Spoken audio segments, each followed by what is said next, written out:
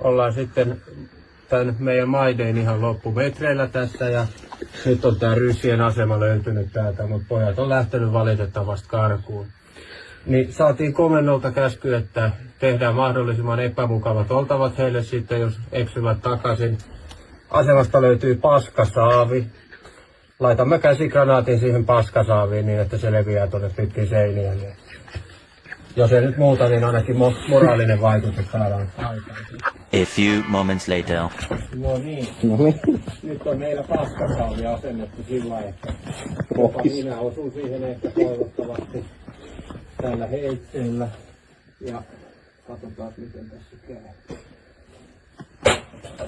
Hop, hop.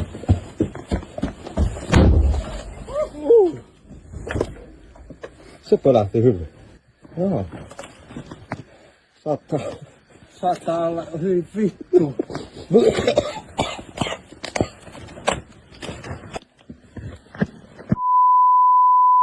Mitä kuuluu? Hyvin kuuluu.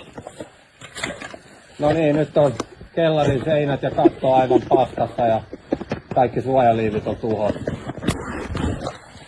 Erittäin hyvää duunia. Kyllä välitän eteenpäin ja sit saatte liikkua todennäköisesti eteenpäin pienen hetki. Uus mennään ottaa suojaa rakennusta. Plus.